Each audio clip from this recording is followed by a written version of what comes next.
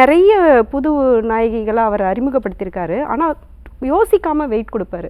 புதுநாள் புதுநாத்தில் பார்த்தீங்கன்னா first Seenu Sukanya ma'am அறிமுகமாகிறதுலேயே அவங்களுக்கு அவ்வளோ ஒரு லென்த்தி டைலாக்ஸ் இருக்கும். அதை யோசிக்காமல் அவங்க மேலே அந்த வெயிட்டை கொடுத்து அந்த படத்தை தூக்கி நிறுத்தி இருக்கிறதே வந்து ரொம்ப சந்தோஷமான விஷயம். இந்த மொரட்டு ஒரு ஜிப்பா போட்டுட்டு குதிரைவால் ஹைட்டாக போட்டுட்டு வெளியில் போய் ஊருக்கு போய் படிச்சுட்டு வந்துட்டு அவங்கெல்லாம் தான் பெண்ணியம் பேசுவாங்க, அவங்களாம் தான் பெண் சுதந்திரத்தை பற்றி பேசுவாங்க.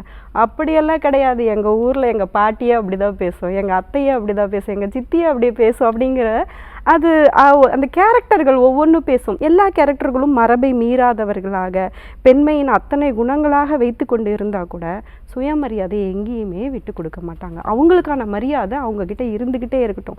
இதை வந்து நம்ம வந்து 16 வயதுங்களே சிங்கிள் மதராக இருந்த குருவம்மாலேருந்து அந்த காந்திமதி அம்மாவை அவ்வளோ அழகாக கொண்டு வந்திருப்பார். அந்த காந்திமதியை பார்க்குறது ரொம்ப நல்லாயிருக்கும். மண்வாசனையில் ஒரு காந்திமதியை பார்க்குறது நல்லாயிருக்கும்.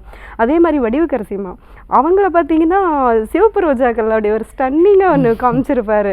அதுக்கப்புறம் பார்த்திங்கன்னா முதல் மரியாதையில் கொண்டு வந்திருப்பார்.